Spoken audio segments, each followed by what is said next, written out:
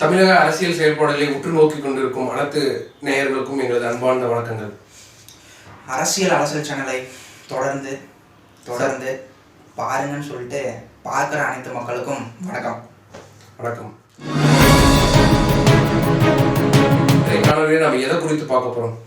இன்னைக்கான sensational topic என்னன்னு பார்த்தீங்கன்னா, திரு மு.க. ஸ்டாலின் தமிழக முதல்வர், தமிழகத்தின் இன்றைய முதல்வர், தமிழகத்தின் திமுகவின் இன்றைய தலைவர். விடிவெளின்னு நீங்க சொல்றீங்க, திமுகவின் விடிவெளிங்க. சரி அப்படிங்களா, வச்சுக்கோங்க. அவரை இன்னைக்கு போய் திறந்து வச்ச ஒரு பேருந்து நிலையத்தை பத்தி பார்க்கலாம். ஒரு ஏர்போர்ட்னு கூட சொல்லலாமா? ஏன்னா சென்னைக்கு வந்து 2 ஏர்போர்ட்டு இப்போ இருக்கிற மீனம்பாக்கத்தில் இருக்கிறது பத்தாதுன்னு பரந்தூர்ல ஒரு ஏர்போர்ட்டு. அந்த ஏர்போர்ட் கட்டுறதுக்கு முன்னாடி ஒரு மாடல் ஏர்போர்ட் மாதிரியே ஒரு என்ன ஒரு ஒரு ஜொலிக்கும் மின் விளக்குகளா விளக்க. ஆமா, அந்த ஏர்போர்ட்டா என்னங்க புரியல. ஏர்போர்ட் இல்லைங்க, ரயில்வே ஸ்டேஷனா? பஸ் ஸ்டாப், பஸ் ஸ்டேஷனுங்க. பஸ் ஸ்டேஷனா? அப்படியே பேருந்து நிலையம். கேளம்பாக்கம் கலைஞர் கருணாநிதி, மு. கருணாநிதி நூற்றாண்டு பேருந்து. நூற்றாண்டு வந்தது இவர் பாக்குற எல்லாத்துக்குமே நூற்றாண்டு பேர் வச்சிடறாரு. பஸ்ஸுக்கெல்லாம் நூற்றாண்டு பேருந்து. எந்த பஸ் கேட்க? நூற்றாண்டு பஸ்ஸுங்க. திமுகவின் உடன்பிறப்புகளுக்கு ஒரு அன்பான வேண்டுகோள். உடன்பிறப்புகளுக்கு சொல்றதா சொன்னீங்க, மேலிடத்துல இருக்கவங்களுக்கு ஏதாவது சொல்லுங்க. உடன்பிறப்புகளுக்கு ஒரு அன்பான வேண்டுகோள். யாருன்னா வந்து திரு உதயநிதியோ எல்லாம் வந்து திரு ஸ்டாலின் கிட்டயோ போய் என் குழந்தைக்கு பேர் வைங்கன்னு கேட்டுறாதீங்க. போய் நூற்றாண்டு பேர் வச்சிட போறாங்க. கலைஞர் நூற்றாண்டு குழந்தை. அவ்வளவுதான். ஸ்கூல்ல போகும்போது எல்லாம் அட்டெண்டன்ஸ் எடுத்து பார்க்கும்போது எல்லாம் ஒரே ரிஜிஸ்டரா இருக்கும். அப்புறம் ஆதார் கார்டுலாம் எடுக்க முடியாது. 2, 3 இன்ச்சில் வச்சு டிஃபரன்ஷியேட் பண்ணிக்கலாம்னு நினைக்கிறேன். நூற்றாண்டு விழா 1, நூற்றாண்டு விழா 3, நூற்றாண்டு விழா அப்படின்னு. சரி விடுங்க. டாபிக் என்னன்னு பாத்தீங்கன்னா, கேளம்பாக்கம் கலைஞர் நூற்றாண்டு விழா பேருந்து நிலையம். ஆமா, இன்னைக்கு ஒரு ஹேஷ்டேக் கூட ட்ரெண்டிங்கா போகுது. எதிர்கட்சி தலைப்புல ஒரு ட்ரெண்டிங்கா எடுத்துட்டு போறாங்க. என்னது? கேளம்பாக்கம் ஊழல் நிலையம்ன்றது ஹேஷ்டேக். சரி விடு, அதை ஒட்டி தான் நீ பேச போறோம். என்னன்னு பாத்தீங்கன்னா, இந்த திட்டம் வந்து எப்ப கொண்டு வராங்கன்னா 2019 அனைத்து இந்திய அண்ணா திராவிட முன்னேற்ற கழகம் ஆட்சியில் இருக்கும்போது எடப்பாடியார் வந்து 393 கோடியில பட்ஜெட் ஒதுக்கி 44 சுமார் ஒரு 45 ஏக்கராவில் கட்டுமானப்பட்டு தான் இந்த கேளம்பாக்கம் பேருந்து நிலையம். 400 கோடியில 45 ஏக்கரால. எதுக்கு இது கட்டுறாங்கன்னு பாத்தீங்கன்னா, அதிக போக்குவரத்து நெரிசல் அந்த இடத்துல வந்து ரொம்ப பேருந்துகள் வந்து நிக்க முடியறதில்ல. ஏன்னா மக்கள் பயன்பாட்டிற்காக கொண்டு வரப்பட்டது. ஏன்னா வந்து கோயம்பேட்ல இருந்தா எல்லா பஸ்ஸுமே போயிட்டு இருக்க சுச்சுவேஷன்ல சவுத்துல இருக்க போற பேருந்துகள் வந்து கேளம்பாக்கத்துல இருந்து புறப்பட்டால் இங்க இருக்க டிராபிக் கொஞ்சம் கம்மியாகும் அப்படின்றது நோக்கத்தோட மக்களுக்கு அதிக ஒரே இடத்துல வந்து நெரிசல் ஆகிறது இல்லாம, இப்போ நம்ம கோயம்பேடுலேயே எடுத்து பார்த்தோம்னா பேருந்து நிலையம் இருக்கு. அந்த பிரைவேட் பஸ் ஸ்டாண்ட் வந்து தனியா இருக்கும், சின்னதா இருக்கும். அங்க போய் மக்கள் வந்து அதிகம் கஷ்டப்படுவாங்க. எல்லா நிலை மக்களும் சவுத் போறவங்க, நார்த் போறவங்க, தமிழ்நாட்டுல இருந்து எல்லா ஊரும் சென்று ஒரே இடத்துல குடும்பத்தை விட்டா இப்போ தனிச்சு பிரிச்சு கொடுத்துருக்கிறதுனால ஒரு நல்ல ஒரு திட்டமாக தான் அதிமுக காலத்துல கொண்டு வந்தது. இப்போ வந்து இது வந்து ஏன் டிபேட் ஆயிருக்குன்னா, இவங்க ஆட்சிக்கு வந்து கிட்டத்தட்ட சரி இப்போ வந்து பஸ் கொண்டு வந்திருக்கிறாங்க, மக்களுக்கு பயனளிக்கிறது நாமளே சொல்றோம், புரியுதா இல்லையா? ஆனா இப்ப ஏன் வந்து அதிகமா இந்த ஊழல் நிலையம் சொல்றாங்களா? அதுக்கான என்ன காரணம்? அதுதான் இன்னைக்கு இப்ப வரக்கூடிய காலநிலை நீங்க நல்லா கவனிச்சீங்கன்னா உங்களுக்கு புரியும். என்னன்னு சொல்ல வரோன்னு பாத்தீங்கன்னா, இது பஸ் ஸ்டாண்ட் வந்து ஜான்வரி பொங்கல் கழிஞ்சு ஓபன் பண்ணதா சொல்றாங்க. ஆமா, பொங்கல் கழிஞ்சு வந்து மக்கள் பயன்பாட்டுக்கு வரும் அப்படின்றது வந்து எல்லாருக்குமே முன்கூட்டியே சொல்லியிருந்தாங்க. அமைச்சர் சேகர் பாபு அவர்களே சொல்லியிருந்தாரு. அப்படி இருக்கும்போது திடீர்னு அவசரமா நேற்று தான் நியூஸ் வந்ததுன்னு நினைக்கிறேன். இன்னைக்கு வந்து முதல்வர் திறந்து வைக்கிறான்ட்டு இன்னைக்கு போய் திறந்து வச்சுட்டாரு. கண்டிப்பா. ஆமா, அங்க என்னன்னு போய் பாத்தீங்கன்னா, ஒரு நிறுவனத்துக்கு வந்து டெண்டர் கொடுத்துருக்காங்க. இவங்க ஃபர்ஸ்ட் வந்து டெண்டர் வந்து பொறுமையா ஆரம்பிப்பாங்க. ஓகே. டெண்டர் ஆரம்பிக்கும் போது பாத்தீங்கன்னா பிஜிவின்னு ஒரு நிறுவனத்துக்கு பிவிஜின்னு ஒரு நிறுவனத்துக்கு வந்து டெண்டர் விட்டுருக்காங்க. டெண்டர் விடும் போதே பலர் குளறுபடிகள். காரணம் என்னன்னு பாத்தீங்கன்னா, டெண்டர் விடும்போது எவ்வளோ ரூபாய், இதில் வந்து கவர்மெண்ட்டுக்கு எவ்வளோ பலன் அடையுது, உங்களுக்கு எவ்வளோ டர்ன் ஓவர், உங்களுக்கு எவ்வளோ லாபம், அதெல்லாம் குறிப்பிடாமல் ஒரு டெண்டர் விட்டுருக்காங்க. பல நாட்களாக யாருமே வரல.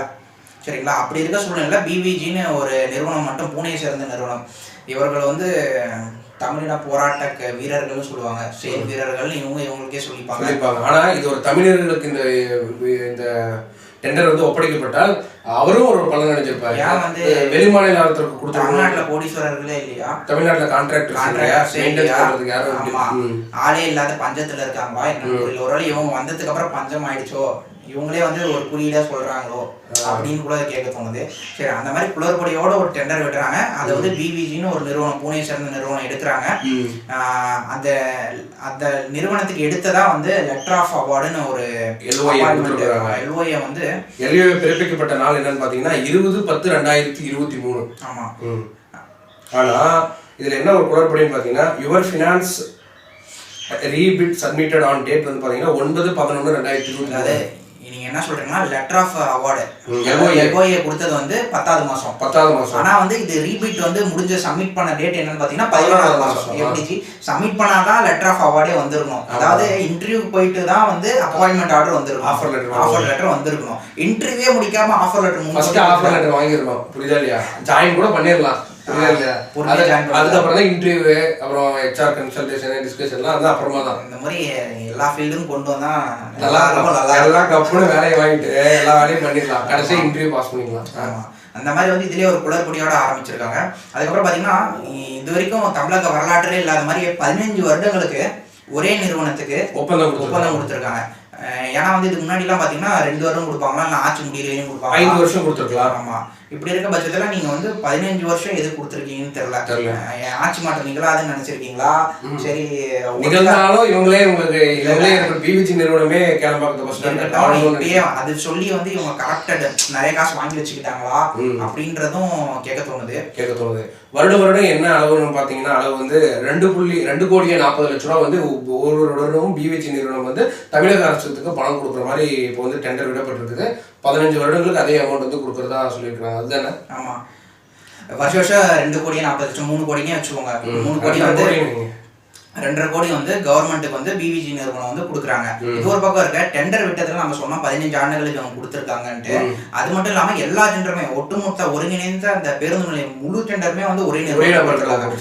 இது வந்து தனித்தனியா கூட பிரிச்சு கொடுத்துருக்கலாம். டாய்லெட் கூட சின்ன டெண்டர் கொடுக்கலாம், கடைங்களுக்கு ஒரு சின்ன டெண்டர் அப்படி கொடுத்தோம்னா பார்க்கிங்க்கு ஒரு டெண்டர் கொடுக்கலாம். ஒவ்வொன்றுக்கும் ஒரு தனி டெண்டர் கொடுத்துருந்தா ஒரு சிறுமியா இருக்கக்கூடிய கான்ட்ராக்டர்களும் அதனால பலன் நினைச்சிருப்பாங்க. கவர்மெண்ட்டுக்கும் பலன் நினைச்சிருக்கோம். சொன்ன மாதிரி ஒரே ஒருவருக்கு டெண்டர் கொடுத்து ஒரே ஒரு நிறுவனம் பயனடைகிறது பண்ணணும்னு அவசியம் இல்லை. ஆமா, அங்க சுமார் பாத்தீங்கன்னா 150 கடைகள் கிட்ட இருக்குமா.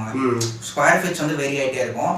அதுல இருந்து வருவாயே வந்து எவ்வளவு வருதுன்னா, இப்ப நம்ம பார்த்தோம்னா ஒரு நாளைக்கு 1.5 லட்சம் பேசஞ்சர்ஸ் வந்து உள்ள வந்து வெளியே போறாங்க. ஒரு நாளைக்கு எதிர்பார்க்க முடியாது.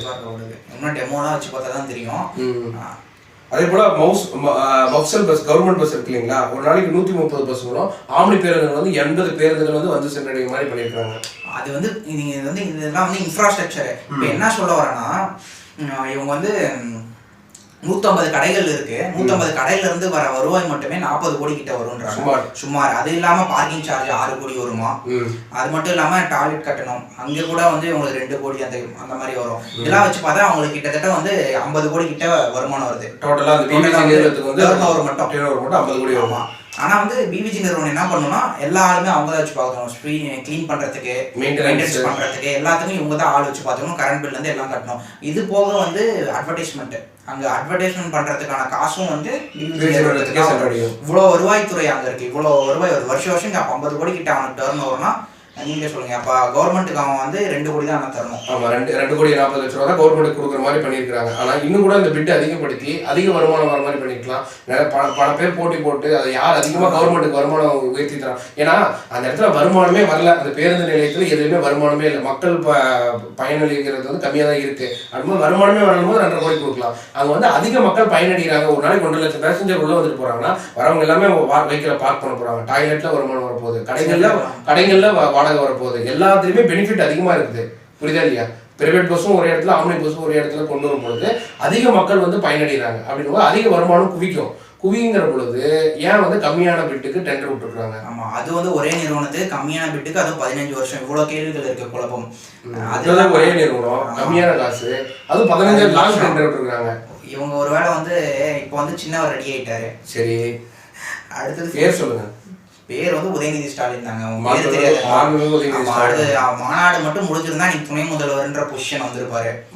சேலம் மாநாடு, இளைஞர் மாநாடு 3 தேதி குறிப்பிட்டு ஊத்தி வச்சிருக்காங்களா? காலவரை ஊத்தி வச்சிருக்காங்க. இப்போதைக்கெல்லாம் தேதி குறிப்பில காலவரை குறிப்பிடதான் மாறி போறதுனால காலவரை வச்சிருக்காங்க. ரெடி ஆகிட்டே இருக்குது. நிறைய இடங்கள்ல காணொலிகளை பார்க்க முடியுது. டப்புன்னு நடத்திடுவாங்க. இப்ப இந்த வந்து பஸ் ஸ்டாண்டு டக்குனு 30ஆம் தேதி ஓபன் பண்ணாங்களா அந்த மாதிரி. அதுவும் வந்து சொல்லாம செய்யணும், திடீர்னு எல்லா கிளம்பி வந்துருவாங்க ஊர்ல வந்து. ஆமா, ஏன்னா வந்து ஆளுங்கட்சி அவங்க தானே, என்னென்னமோ பண்ணலாம். அதான் ஒரே நிறுவனத்தை கொடுத்துருக்காங்க. சரி, இதெல்லாம் கொடுத்தது ஒரு பக்கம்னு பார்த்தீங்கன்னா அங்கே இருக்க மருத்துவமனை டெண்டருமே வந்து வெளிப்படையாக இல்லை. இப்போ கோயம்பேடு போய் போனோம்னா கோயம்பேட்டில் என்ன ஹாஸ்பிட்டல் இருக்குது? அப்போலோ போன உடனே நமக்கு வந்து ரைட் ஹேண்ட் சைடில் நம்ம கோயம்பேட்டில் பார்க்க முடியும். அப்போலோ ஹாஸ்பிட்டல் வந்து கண்டிப்பாக நான் அப்படி வந்து லெஃப்ட் ஹேண்டில் இருக்கேன். ஆமாம், இல்லை நுழைவாயில் வந்து ஒரு இடத்துல தான் இருக்குது. கோயம்பேட்டில் வந்து பஸ். ஆமாம், நீங்கள் வந்து சொல்லுன்னா அவுட் போகிற சைடு தான். நான் வந்து நுழைவாயில் வந்து நம்ம எம்டிசி பஸ்ஸஸ்லாம் இருக்கு, லோக்கல் சொல்லக்கூடிய பஸ், அதுலேருந்து நுழைஞ்சோன்னு நம்ம ரைட் ஹேண்ட் சைடில் அப்போலோ ஹாஸ்பிட்டல் காணப்படும். ஆனால் இங்கே வந்து என்ன ஹாஸ்பிட்டல் வச்சுருக்காங்க? கேளம்பாக்கம் பஸ் எந்த மருத்துவமனை? காவேரி மருத்துவமனை. காவேரி மருத்துவமனை யாருன்னு சொல்றாங்க? திமுக சார்ந்தவர்களும் சொல்றாங்க. அது வந்து உலக மக்களுக்கு தெரியும். ஏன்னா வந்து திரு மு கருணாநிதி அவர்களும் அங்கதான் அட்மிட் ஆவாரு. அவங்க சார்ந்தவங்க, திமுக சார்ந்தவங்க மேக்சிமம் எல்லாருமே அங்கதான் அட்மிட் ஆகுறது. கைதிகள் கூட சில பேர் அந்த இடத்துல அட்மிட் ஆகுது உண்டு. அது எனக்கு தெரியல. அவர் அமைச்சரா கூட இருக்கலாம். அவரே ஏன் கைதின்றீங்க? ஆமா, இலாக்கா இருக்கலாம். அவரும் அங்க வந்து ட்ரீட்மெண்ட் எடுப்பாரு. ஆமா, அதான் முறைகேடுகள், ஆட்சியில முறைகேடு இருக்கலாம். முறைகேடுலேயே ஒரு ஆட்சி நடக்குதுன்னா வந்து நம்ம திரு மு.க. ஸ்டாலின் தலைமையில் இது அருமையா இருக்குது. எங்கேயாவது ஒரு 90% ஆட்சி நடக்குதுன்னா ஒரு 10% முறைகேடுகள் நடக்கலாம். ஆமா, இப்போ வந்து முறைகேடுகள் அதிகம் ஆட்சி விட. அதுக்கப்புறம் வந்து SCTC மேலாளரே வந்து CMDAக்கு எழுதியிருக்காரு. எங்ககிட்ட வந்து சவுத் நோக்கி போற பேருந்துகள் வந்து 202 இருக்கான். 202 இருக்கான். ஆனா இவங்க வந்து அந்த பஸ் BVG நிறுவனம் வந்து 100 பஸ்ஸுக்கு மட்டும்தான் வந்து இடம் ஒதுக்குவாங்களாம். அப்ப 100 பஸ்ஸுக்கு மட்டும் ஒதுக்குனா மீதி 102 பஸ் ஒருவேளை மு.க. ஸ்டாலின் தலைமையிலான அரசுக்கு அதுக்கு ஒரு ஐடியா இருக்குங்க. ஐடியா இல்லாம இந்த நிகழ்வு நடந்திருக்காரு. ஒருவேளை ஒரு பஸ் மேல ஒரு பஸ் பார்க் பண்ண வாய்ப்பு இருக்கு. அப்படி பார்த்தாலும் 2 பஸ்ஸுக்கு இடம் இல்லை. புரியுதுங்களா? ஏன்னா வந்து 100 பஸ் 200 ஒரே இடத்துல 2 பஸ் நிக்குது. அப்படின்னா ஈரோடு பஸ் ஸ்டாண்ட்ல கிடையாது. இது இவங்க அப்படியே மாத்திக்கலாம்ல. ஒரு மேல ஒண்ணுன்னா ஈரோடு பஸ் ஸ்டாண்டா மாறிக்கலாம். அந்த மாதிரி ஐடியாவோட ஒரு பஸ் டைமிங் ஷிஃப்ட் கூட இருக்கலாம் இல்லையா? ஒரு பஸ் போனதுக்கு அப்புறம் இன்னொரு பஸ் இருந்தா அப்படியே 200 கவர் ஆகும்ல. இல்ல, டைமிங் ஷிஃப்ட் இல்ல, அதெல்லாம் வந்து தொலைநோக்கு பேருந்து. அவன் வந்து காலைல வரான்னு வச்சுக்கோங்களேன், திரும்பவும் அன்னைக்கு ஈவினிங் தான் திரும்பவும் இங்க இருந்து எடுக்கிற மாதிரி இருக்கும். அந்த மாதிரி வந்து டைமிங் அப்ப வந்து ஈவினிங் வரையும் அங்கதான் நின்னாகும். அப்ப வந்து ஒரு நாள் ஃபுல்லா அங்கதான் நின்னாகும். அப்ப 100 பஸ்ஸுக்கு மட்டும் தான் இடம் இருக்குன்னா 102 பஸ் வெளியே நின்னா மீண்டும் டிராபிக் தான் ஆகும். அப்புறம் பஸ் ஸ்டாண்ட் அர்த்தம் என்ன? அப்படா இன்னொரு ஐடியா இருக்கு. என்னவா இருக்கும்னா, இன்னொரு இடத்துல விரிவாக்கம் பண்றேன்னு சொல்லிட்டு இன்னொரு டெண்டரை போடு. அதோட மெயின்டெனன்ஸும் BVG பூனே கம்பெனிக்கே கொடுக்கலாம்ன்ற ஐடியா. அதுக்கு வந்து கருணாநிதி 101வது நினைவு பேருந்து நிலையம் வச்சுக்கலாம். இந்த ஆட்சி மொழி வரைக்கும் 101, 102, 105 வரையும் வரும். 103 வரைக்கும் வரும். ஆமா, 105 நாமளே வாய் விட்டு மாட்டிக்கூடாது. வேலையா பார்ப்போம். இப்பதான் போகணும், மக்களே காத்திருக்காங்க. 105. சரி, அதுக்கான இன்னொரு காரணம் என்னவா இருக்குன்னா, இப்ப கவர்மெண்ட் பஸ் வந்து 202 சவுத் செல்லக்கூடிய பஸ் இருக்குது. ஆனா 102 தான் அதுக்கான ஸ்பேஸ் வந்து அலாட் பண்ண பண்ணிருக்காங்க. மீதி 100 பஸ்க்கு இடம் இல்லைன்றாங்க. ஆனா ஆம்னி பஸ் வந்து எல்லாத்துக்குமே இடம் இருக்கு உள்ள. அதுக்கான காரணம் என்ன? ஏன்னு பாத்தீங்கன்னா, கவர்மெண்ட் பஸ் ஒரு பஸ்ஸுக்கு 25 ரூபா ஒரு நாளைக்கு. ஒரு ரவுண்ட் ட்ரிப்புக்கு அவங்க வந்து BVG நிறுவனத்துக்கு செலுத்தக்கூடிய அமௌண்ட் எவ்வளவு? 25 ரூபா இன்க்ளூடிங் GST. ஆனா வந்து அப்சல் பஸ்க்கு 1100 ரூபா சொல்லிக்கிறாங்க. அதாவது பிரைவேட் பஸ்ஸுக்கு 1100 ரூபா, 180 ரூபா, 150 ரூபா சொல்லிக்கிறாங்க இன்க்ளூடிங் GST. அதனால நீங்களே ஒரு பிசினஸ் மேனா இருந்தா என்ன பண்ணுவீங்க? எது வந்து வருமானம் அதிகமா வருதோ அதுக்கு தான் அதிக.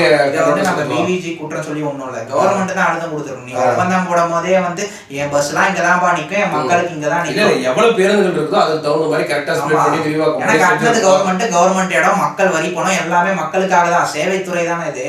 அப்ப மக்கள் வந்து நீங்களே சொல்லுங்க, பொதுஜனம் வந்து சாமானிய மக்கள் SCTCல போவாங்களா இல்ல வந்து பிரைவேட் பஸ்ல போவாங்களா? SCTCல தான் விலை கம்மி, அதுக்கான தரமும் இருக்குது. சோ அதனால SCTC அதிக பிரெஃபரன்ஸ் கொடுப்பாங்க. ஆமா, அப்படி இருக்க பட்சத்துல என் மக்களுக்கு இத்தனை பஸ் நிக்கும், இது மீறி நீ ரெவன்யூ வரதை நீ வச்சுக்கோ அப்படின்னு சொல்லி தான் ஒப்பந்தம் போட்டிருக்கணும். கண்டிப்பா. அதெல்லாம் வந்து இப்ப தமிழக மக்களுக்கு கட்டிய பஸ்ஸா இல்ல தமிழக மக்கள் பயன்படாத வார கட்டிய பஸ்ஸா? இப்ப இதெல்லாம் வச்சு பார்த்தோன்னா வந்து ஒரு நிறுவனம் பயன்படுற மாதிரி இருக்கு. அந்த நிறுவனமும் மறைமுகமா ஒருவேளை திமுகவுக்கு பயன்பெறுமா, திமுக வந்து எதனா உடந்தையா இருக்குமான்னு தோணுது. காரணம் என்னன்னு பாத்தீங்கன்னா, இதெல்லாம் இந்த மாதிரி கேள்விகள் எல்லாம் உருவாகுறதுனாலதான் அந்த கேள்விகள் வந்து நம்ம அந்த நிறுவனத்து மேல குறை சொல்லணும்னு விருப்பம் இல்ல. ஆனா இதெல்லாம் வந்து திமுக அரசு பண்றதுனால, ஏன்னா அவசரமா திறந்து வைக்க நிலைமை ஏன் வந்து 30ஆம் தேதி திறந்து வைக்கணும், இன்னைக்கே வந்து அவசரமானு பாத்தீங்கன்னா, ஏன்னா வந்து அங்க இருக்க கடைகள் இன்னும் ஓபன் பண்ணாத சிச்சுவேஷன். வெளியே பாத்தீங்கன்னா உங்களுக்கு வந்து தோற்றம் வந்து சும்மா பட்டாசா இருக்கும். ஆமா, கெத்தா இருக்கும். எல்லாம் பார்த்தா சட்டர் கிட்ட எல்லாம் சும்மா வெளிச்சம் பட்டாசா இருக்கும். சங்கர் படம் மாதிரி வெளியே இருக்கு, உள்ள போனா பாலா படம் மாதிரி இருக்கும். உள்ள போனா உள்ள ஒண்ணுமே இல்லை. ஒரு கடை இருக்குன்னா என்ன இருக்கணும், அதுக்கு இன்லெட் அவுட்ல ஒரு கேஸ் வசதி இருக்கணும், அதுக்கான கழிவுகள் வெளியேறதுக்கான பைப் இருக்கணும், குடித்தண்ணீர் வரக்கூடிய பைப் இருக்கணும், லைட் வசதிகள் இருக்கணும். எந்த விதமான ஒரு ஸ்பெசிபிகேஷனே இல்லாம எல்லாம் பில்லர் போட்டு ஷட்டர் மட்டும் போட்டுருக்காங்க. உள்ள வந்து எந்த விதமான இது இல்லை. இப்ப கல்யாணத்துக்கு பொண்ணு மாப்பிள்ள ரெடி ஆகிறதுக்கு முன்னாடியே ரோடு ஃபுல்லா லைட் கட்டின கடையா இருக்கு, டியூப்லைட்டா கட்டி வச்சிருப்பாங்க சில பேர்லாம். ஆனா கல்யாணத்துக்கான பொண்ணு மாப்பிள்ள ரெடியா இருக்க மாட்டாங்க. அந்த மாதிரி கணக்குல இவங்க வந்து பவுடர் மட்டும் பூசி ரெடியா வச்சிருக்காங்க. எதுவுமே அது மட்டும் இல்லைங்க, மக்களுக்கு தேவையான அடிப்படை வசதியான குடிநீர் இல்ல. ஏன்னா இப்ப ஊருக்கு போறோம், அங்க வந்துதான் டீ குடிப்பான், சாப்பிடுவான். அன்னைக்கான நாள் வந்து அவன் எல்லாமே அங்க இருந்துதான் ஆரம்பிக்கும். எந்த ஒரு கடையுமே இல்லை. ஆனா இன்னைக்கு எந்த நியூஸ் சேனல் எடுத்து பார்த்தாலும் என்னன்னா, இன்றைய முதல் பயன்பாட்டுக்கு வந்து கேளம்பாக்கம் பேருந்து நிலையம் மக்கள் மகிழ்ச்சி அப்படிங்கறத போடுறாங்க. ஆனா அங்க என்ன கடை இருக்குது? எதுவுமே இல்ல. ஆனா மருந்தங்க இருக்கு. ஏன் மருந்தாங்கன்னா இங்கேயும் நீங்க அவங்களோட பாலிடிக்ஸ் புரிஞ்சுக்கணும். எதுவுமே இல்லாத பட்சத்துல அவங்களுக்கு உடல்நிலை குறைவு ஏற்படலாம், சோர்வடையலாம், மயங்கி விடலாம். எது நடந்தாலும் பக்கத்திலே காவேரி இருக்கிறது. அந்த காவேரி தான் இல்ல, அந்த காவேரில இருந்து தண்ணி தான் வாங்கி தர முடியல, இந்த காவேரியாவது இருக்கு அப்படின்னு இங்க சேருவீங்கன்னு சொல்லிட்டுதான். இப்ப எல்லாம் உணவு வச்சாங்கன்னா டக்குனு எல்லாம் உணவு சாப்பிட்டு தெம்பா இருந்தாங்கன்னா மருந்தாங்க எப்படி ஓடும். அதனால இது எல்லாத்துலயுமே சயின்ஸ் பாலிடிக்ஸ் ரொம்ப எல்லாமே சேர்ந்து. ஆனா வந்து இதெல்லாம் வந்து திரு மு.க. ஸ்டாலின் அவர்கள் தெரிஞ்சு பண்றாங்களா, அவருக்கு இதெல்லாம் தெரியுமா, தெரியாம வந்து திறந்து வச்சுட்டாரா? ஏன்னா அவர் கேள்வி கேட்கிற இடத்துல அவர் மட்டும் தான் இருக்காரு. கண்டிப்பா. ஏன்னா வந்து திமுக தலைவரும் அவரே, தமிழகத்தின் மரியாதை உரிய பொசிஷன்ல இருக்க முதல்வர்ன்ற பொசிஷன்ல இருக்கிறோம் அவரே. அவர்கள் கேள்வி கேட்டால் மட்டும்தான் வந்து இனி வர கேட்கணும், கேட்கக்கூடிய இடங்கள். ஏன்னா சின்ன படம் 400 கோடி ரூபாய் தமிழக மக்கள் வரி பணம் செலவழிச்சு ஒரு பேருந்து நிலையம் புதிதாக கட்டப்படுகிறதுனா மக்களுக்கு பயனுள்ளதாக இருக்க வேண்டும். ஏன்னா இதுல சேவைத்துறை தானே. கண்டிப்பா. போக்குவரத்து துறையில சேவைத்துறை. நம்ம வந்து சொல்லிக்கிறோம் மற்ற ஸ்டேட்ல இல்லாத இன்ஃப்ராஸ்ட்ரக்சர் இருக்கு எல்லாம் இருக்குன்ட்டு. இப்போ ஆட்சியில் நடந்து இப்போ திமுக ஆட்சியில் நடக்கிறதெல்லாம் பார்த்தா ஒருவேளை தமிழகம் ரொம்ப பின்னோக்கி போயிடுமோன்னு பயமா இருக்கு. ஏன்னா கேள்வி கேட்க ஆள்லாம் போயிடுச்சுன்னு வச்சுக்கோங்களேன். இப்போ வெளிப்படையே இவ்வளோ பெரிய ஊழல் பண்றாங்க, இவ்வளோ நிர்வாக சீர்கேடு இருக்கு. அப்போ வந்து இன்னும் அவ்வளோ சீர்கேடு. இப்போ அவனும் கேள்வி கேட்கல. இப்போ திமுக கூட்டணி கட்சிகள்லாம் மௌனம் உச்சத்தில் இருக்காங்க. அவங்களுக்கு என்ன இப்போ பாராளுமன்ற தேர்தல் வருது. இப்போ சட்டமன்ற தேர்தல் வந்து ஆளுக்கு 6 சீட்டு கொடுத்துட்டாங்க, எல்லாம் கம்முன்னு ஆயிட்டாங்க. இப்போ வந்து பாராளுமன்ற தேர்தல் வருது, இருக்கிறதே கம்மியான சீட்டு தான். தமிழகம் பாண்டிச்சேரி சேர்த்து 40 தான் இருக்குது. அவங்களுக்கு எவ்வளோ கொடுக்க முடியும்? அது இப்போலாம் நீங்கள் கேள்வி கேட்டீங்க, கேளம்பாக்கத்துல கடைங்களுக்கு எங்களுக்கு ஒப்பந்தம் கொடுக்கல, அப்படின்னு கான்ட்ராக்ட் ஏன் எங்களுக்கு கொடுக்கல, பிட் எங்களுக்கு சப்மிட் பண்ணிக்கலாம்னு கேட்கலாம். எங்களை சார்ந்தவங்க கேட்க சப்மிட் பண்ணிக்கலாம். தமிழகத்தில் கொடுத்தா குரல் எடுப்பாங்கன்னு வச்சுக்கோங்க. பாராளுமன்ற தேர்தலில் கூட்டணி சீட்டு தரல என்ன பண்ணுவீங்க? இல்ல சீட்டு தான். அதுதான் இன்னொரு சைடு ஒரு ஓப்பன்ல இருக்கு. ஏடிஎம்கே தான் இப்போ பிஜேபில இருந்து வெளியே வந்துட்டாங்க. அந்த சைடு ஓப்பனா தானே இருக்கு. அப்படி கூட போலாம்ல. போலாம். பட் அவங்களுக்கு ஏடிஎம்கே தரணும்ல. எதிர்பார்த்த சீட்டு எங்க ஸ்டாலின் நிறைய கூட கொடுக்கலாம். எப்படிங்க தருவாரு? சரி பாப்போருங்க, அது விடுங்க, தராரா இல்லையோ. அதான் எதிர்கட்சிகள்லாம் திமுக கூட்டணியில இருக்க கட்சிகளே வந்து மௌனத்தின் உச்சியில இருக்கு. உங்க அரசியல் நிலைப்பாடு வந்து எப்படி சொல்லலாம், கூட்டணி ஒரு நிலைப்பாடு வேறையா இருக்கலாம். கூட்டணி தர்மத்துக்காக மக்கள் நலனுக்கு குரல் கொடுக்காம விட்டுறாங்க. ஆமா. ஏன்னா வந்து இஷ்யூஸ் வந்து தொடர்ச்சியா வந்துட்டே இருக்கு. ஊடகங்களும் அதை வந்து மடைமாற்றம் செய்யறதுக்கு பல டாபிக் தான் எடுக்குதுன்னு தோணுது. இப்போ முதல்வர் அங்கே போறாரு, ஓபன் பண்றாரு, ஒரு நியூஸ் ஓகே, இது யார் தொடங்கப்பட்டது, எப்போது இந்த திட்டம் அடிக்கல் நாட்டப்பட்டது, இன்னைக்கு அந்த இது பேருந்து நிலையத்தை என்னென்ன வசதிகள் செய்து தந்திருக்குன்னு ஒரு டீட்டெயில் ரிப்போர்ட் எந்த நியூஸ் சேனல்ல கவர் பண்ணாங்களாம். ஆமா, அது எத்தனை கடைகள் வந்து பயன்பாட்டுக்கு வந்துள்ளது அப்படிங்கறது முதற்கொண்டு எல்லாமே போடணும். போட்டாதான் எல்லாருக்கும். இப்ப கேளம்பாக்கத்தில் பயனடையாத மக்கள் வந்து கன்னியாகுமரியில் இருப்பாரு, புரியுது இல்லையா? அவர் பார்த்தாதான் தெரியும். திமுக வெளியே வந்து போர்டுலாம் நல்லா இருக்குது, கலைஞர் நூற்றாண்டு அதெல்லாம் நல்லா இருக்கு. அந்த மாதிரி போர்டு பார்த்தோன்னா பட்டாசா இருக்குன்னு நினைச்சிடலாமா? உள்ள போனா எல்லாமே நல்லா இருக்குதுன்னு நினைக்கணுமா இல்லையா? கன்னியாகுமரியில் இருக்கிறவருக்கு எப்படி தெரியும்? அதுவும் இல்லாம அவருக்கு மறைந்த முன்னாள் திமுக தலைவரான அவர் மு. கருணாநிதியோட சிலையும் அங்க நிறுவப்பட்டிருக்கு. பஸ் ஸ்டாண்ட் முன்னாடி. அதோட ஒரு முனையம் என்ன முனையம்? அது கலைஞர் நூற்றாண்டு முனையம். அது முனையம் தான் நீங்க திறந்துருக்கிறாங்க காலையில. ஆமா, அதுதான். அதுக்கப்புறம் பாத்தீங்கன்னா இன்னொன்று சோதனை ஓட்டமே நடத்தல. என்னன்னு பாத்தீங்கன்னா அவசரமா திறந்து வச்சுட்டாங்க. கோயம்பேடு தான் வந்து அப்பு. எல்லா மக்களுக்கும் கோயம்பேடு தான் தெரியும், கோயம்பேடு தான் போவாங்க. இப்ப எல்லா மக்களுக்கும் தெரியாது, எல்லா பஸ்ஸும் இப்ப சவுத் நோக்கி போற பஸ் அங்க இருந்து கிளம்புண்டு. அப்ப இந்த அப்ப பத்தி நீங்க வந்து ஒண்ணு எல்லாருக்கும் தெரியுற மாதிரி எதனா பண்ணிருக்கணும், இல்ல வந்து பஸ் வசதி வச்சு பண்ணிருக்கீங்களான்னு பாக்கணும். போதுமான பஸ் வசதிகள் இருக்கும், 1 2 இப்போதைக்கு போடுறதுன்னா அது பத்தாது. இதுக்கப்புறம் அப்ப நீங்க சோதனை ஓட்டமே ஒன்னும் முடிக்காம அவசர கதியில வந்து நீங்க திறந்து வச்சிருக்கீங்க அவசரமா. ஆமா, ஏன்னா இது 2019 ஆரம்பிக்கப்பட்ட திட்டம். இன்னைக்கு சுமார் பாத்தீங்கன்னா 4 வருஷம் ஆயிடுச்சு. 4 வருஷம் ஆயிடுச்சு. இன்னொரு 40 நாள் என்ன? ஏன் அடுத்த இப்ப தீபாவளிக்குள்ள திறந்து வச்சாதான் என்ன? அன்னைக்கு வர சந்தோஷமா நின்று போறான். இப்ப பொங்கலுக்கே உங்களுக்கு என்ன திறந்து வைக்கணும் அவசரம்? நீ வரும்போதாவது மக்களுக்கான திட்டங்களை வந்து அதுக்கான இப்ப என்ன சொன்னீங்க, ரொம்ப விளம்பரப்படுத்தல, மக்களுக்கு எல்லாம் தெரியப்படுத்தல, சவுத் மக்கள் வந்து டைரக்டா டெமோ பண்ணல. என்னன்னு பாத்தீங்கன்னா இப்ப இத்தனை ஃபார் எக்ஸாம்பிள் என்ன பண்ணிருப்பாங்கன்னா, இப்ப மதுரை நோக்கி செல்ற பேருந்து மட்டும் தான் அங்க இருந்து போகுது அப்படின்னு சொல்லியிருக்காங்க. மதுரை மக்கள் அங்க போயிருப்பாங்க. அப்போ வந்து மதுரைக்கே இவ்வளவு பாப்புலேஷன் போதா அப்படின்னு கவர்மெண்ட்டுக்கு ஒரு டேட்டா கிடைச்சிருக்கும். அப்ப இவங்களுக்கு வந்து இத்தனை பஸ் இன்னைக்கு தேவைப்பட்டது கேளம்பாக்கத்துக்கு போக, அப்ப அதுக்கேற்ற மாதிரி ரெடி பண்ணி வச்சிருக்கலாம். இப்ப ஏன்னா வந்து சும்மா நீங்க ஷிஃப்ட் ரூட் மாத்த முடியாது. ஏன்னா இவங்க வந்து போக்குவரத்து துறையில ஆட்களே எடுக்கிறது இல்ல. கண்டிப்பா போக்குவரத்து துறையா வந்து இன்னைக்கு நஷ்டத்துல இருக்கு. அது இல்லாம தனியார்ல அவுட் சோர்சிங் மூலியமா ஆள் எடுக்கிறதா வந்து போராட்டத்தெல்லாம் ஈடுபட்டாங்க போக்குவரத்து துறையில இருக்கவங்க. இப்படி வந்து அவங்களுக்கு ஓய்வூதியம் தராம ஏற்கனவே நஷ்டத்துல இருக்குங்க. அவங்களே ஒவ்வொருத்தரும் ஒரு தனி டாபிக்காவே காலையில வந்து வண்டி ஓட்டு வந்தா திருப்பி அவங்களே வண்டி ஓட்ட வைக்கிறாங்களாம். லீவ் இல்லாம டென்ஷனோட வேலை செய்ய வைக்கிறாங்க. அப்படி வந்து போக்குவரத்து துறை இருக்க பட்சத்துல அவசர கதியில வந்து ஒரு பேருந்து நிலையம் யாருக்கும் இன்னைக்கு பயன்பட போறது இல்லது. அதான் இப்போ மக்களுக்குலாம் தெரியலன்றது இல்லை. டைரக்டாக கோயம்பேடு வருவாங்க, நியூ இயர்க்கும் பொங்கலுக்கும் ஊருக்கு சொல்கிறவங்க கோயம்பேடு வருவாங்க. எங்கே சவுத்துக்கு போகிற பஸ்ஸு காணோம்னு தேடுவாங்க. யாருமே திருப்பி கேளம்பாக்கத்துக்கு ஏற வேண்டியதான். அது ஒரு ஹாஃப் டே ஆகும்.